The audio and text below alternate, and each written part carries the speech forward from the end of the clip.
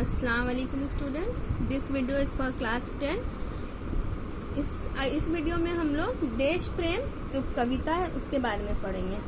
ठीक है, देश प्रेम आप लोग के सिलेबस में है ये कविता। इस कविता में पढ़ेंगे हम लोग, इस कविता के बारे में पढ़ेंगे। इनकी रचनाकार कौन है? अनामिका जी। अनामिका जी ने इस कविता की रचना की है। अनामिका जी के बारे में कवि जो लेडी कवि रहती हैं उसको कवित्री कहते हैं। ठीक है, तो उनके बारे में कुछ जानेंगे हम लोग। जैसे हम लोग क्लास में पढ़ते हैं कवि परिचय के बारे में, तो यहाँ पे हम लोग कवित्री परिचय के बारे में पढ़ेंगे। अनामिका जी का जन्म 1961 के उत्तरार्ध के मुजफ्फरपुर बिहार में हुआ था। तो इसको आप लोग अंडरलाइन कीजिएगा अपने बुक में, कहाँ पे उनका जन्म हुआ था। ठीक है, बिहार के मुजफ्फरपुर में उत्तरार्ध जिले में हुआ था। इन्होंने अंग्रेजी साहित्य से पीएचडी की थी। इन्होंने अंग्रेजी साहित्य की पीएचडी की थी। अंग्रेजी मतलब इंग्लिश में उन्होंने पीएचडी किया था। अनामिका निबंध लिखती हैं, अखबारों और पत्रिकाओं में स्तंभ लिखती हैं, कहानियां और उपन्यास रचती हैं। इनके बहुत सारी कहानी भी है, उपन्यास भी है। कविता और उपन्यासों का अनुवाद संपादन करती है। कविता और कहानी का अनुवाद मतलब ट्रांसलेशन भी ये करती हैं। और अंग्रेजी साहित्य का अध्ययन करती है, और अंग्रेजी साहित्य इंग्लिश लिटरेचर के बारे में भी पढ़ाती हैं ये। एक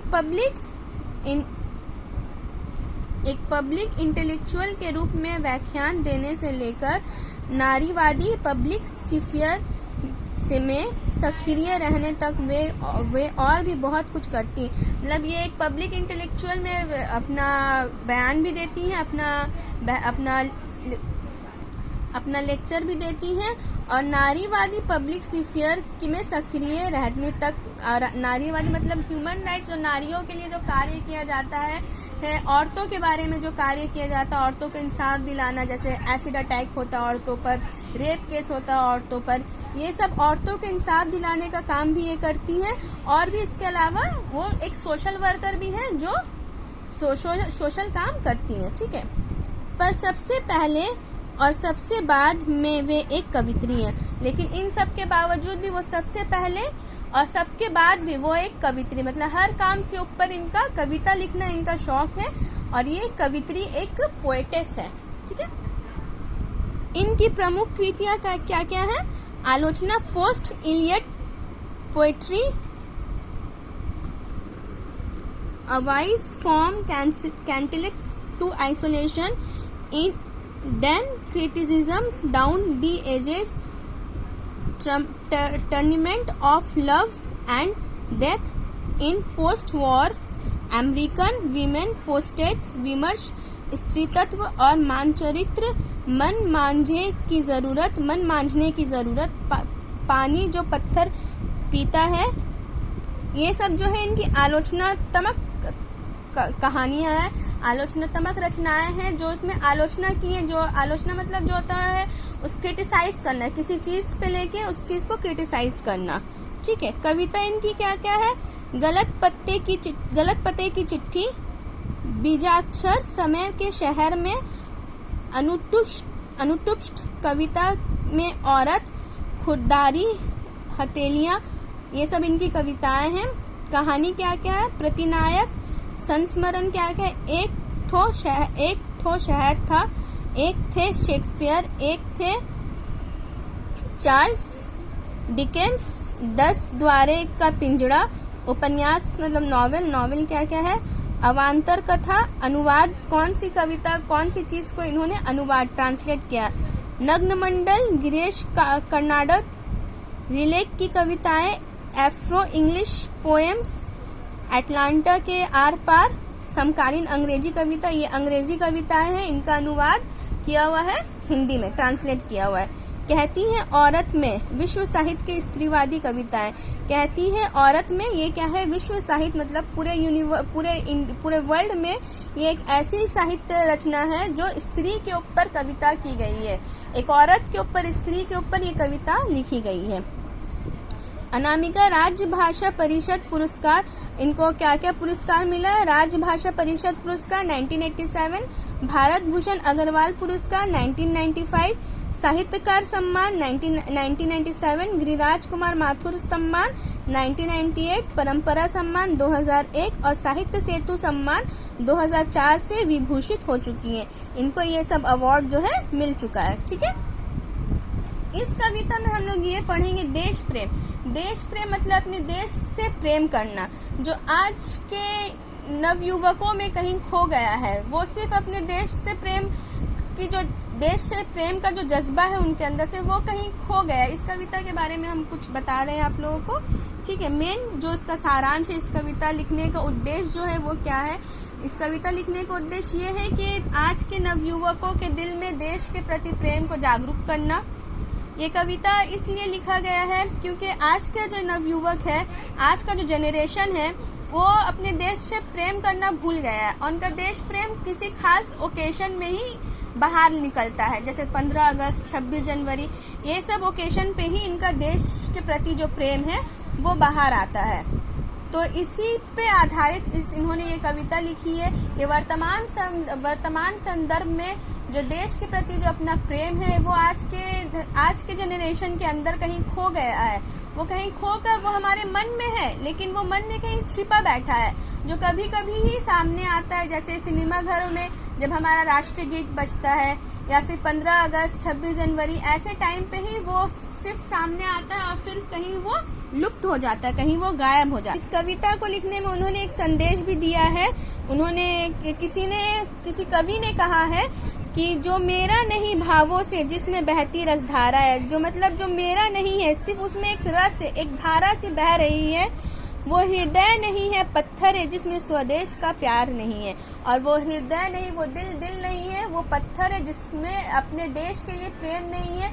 वो मन नहीं है जिसे अपने देश के लिए प्रेम ना हो। परिचय कवित्री का परिचय था और कविता में क्या बताया गया है वो था। ठीक है, आगे हम लोग अब कविता पढ़ेंगे। ठीक है, कभी कभी अंदर से फट जाता है कोट की जेब का अस्तर, तो छुप कर अस्तर के बिल में जो बैठते हैं कुछ चिल्लड़। कभी कभी क्या हो जाता है, कोट जो हम लोग पहनते हैं उसका अस्तर जो फट जाता है, तो उस जेब के अस्तर में तो छुप कर, और जेब के अस्तर में छुप कर क्या होता है, कुछ चिल्लड़ मतलब जो खुदरा पैसा होता है, वो जो जब जेब फट जाता है तो वो अंदर कहीं जाके छुप कर बैठ जाता है। तो यहाँ पे इसको कंपैरिजन किया गया है आज के नवयुवक के हृदय से। ठीक है, आज के दौर का हृदय से बताया गया, आज के दौर के जनरेशन को बताया गया कि किस तरह से उनके अंदर भी जो है, उनका भी जो मन है, कहीं जो देश के प्रति जो प्रेम है वो कहीं छुप कर बैठ गया है।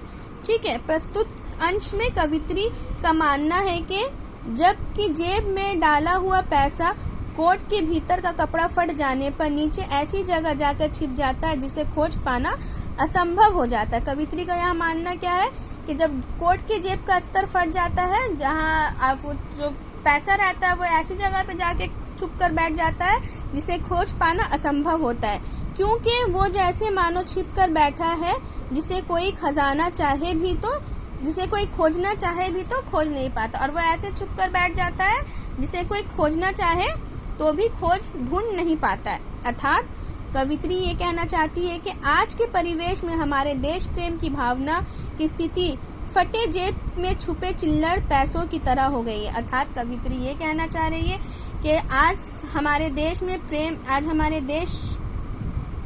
की भावना जो है, एक भावना की स्थिति, जो हालात जो कैसे हो गई, फटे जेब में चिल्लड़ पैसों की तरह हो गई है। जो अक्सर भार महसूस होता है तो हम उसे ढूंढ लेते हैं या बाहर निकाल देते हैं। जो अक्सर क्या होता है, जब हमें हेवीनेस महसूस होता है तो हम उसे ढूंढ लेते हैं या फिर उसे बाहर निकाल देते हैं। अर्थात अपनी आवश्यकता अनुसार छुपे हुए चिल्लड़ की तरह अपनी देशभक्ति का भी प्रयोग करते हैं। अर्थात हमारी आवश्यकता अनुसार, अपनी ज़रूरत के अनुसार ही हम क्या करते हैं, उस चिल्लड़ पैसे की तरह अपने देश, हमारे मन में जो देश की भक्ति है, जो देश प्रेम है, उसका इस्तेमाल। इस स्टैंजा में, इस पद में कवित्री ये कहना चाहती है कि हमारे अंदर जो देश के प्रति जो प्रेम है, जो देश की भावना है, वो एक कोट में अस्तर की तरह कहीं चिल्लड़ पैसों की तरह कहीं छुप कर बैठ गई है, जो कभी कभी ही हम लोग अपनी ज़रूरत के अनुसार ही हम उसे महसूस कर पाते हैं। जैसे कोई खास ओकेजन में ही वो बाहर आ सकता है। ठीक है, नेक्स्ट है, कभी अचानक कुछ ढूंढते हुए फट्टे में अगर अड़ गई उंगलियां तो उद्घटित होते हैं गड्ढे से ऐसी ही छुट्टे पैसे सा। और कभी कभी क्या होता है, अचानक कुछ ढूंढते, अचानक से हम कुछ ढूंढ रहे हैं तो कभी क्या होता है, जो फटा हुआ जो जेब है उसके अंदर उंगलियां अटक जाती है तो उद्घटित होते हैं, ऐसा प्रतीत होता है कुछ कोई गुफा के अंदर जाके छुप गया है, ऐसे ही छुट्टे पैसे सा, ऐसा ही छुट्टा पैसा सा क्या हुआ, पैसा क्या हुआ, कोई गुफा के अंदर जाके खो गया है, छुप गया है। कवित्री कहती है कि कभी कभी ऐसा होता है जब हम फटी जेब में हाथ डालते हैं तो उसमें बने गुफे जैसे छिद्र में उंगलियां फंस जाती हैं।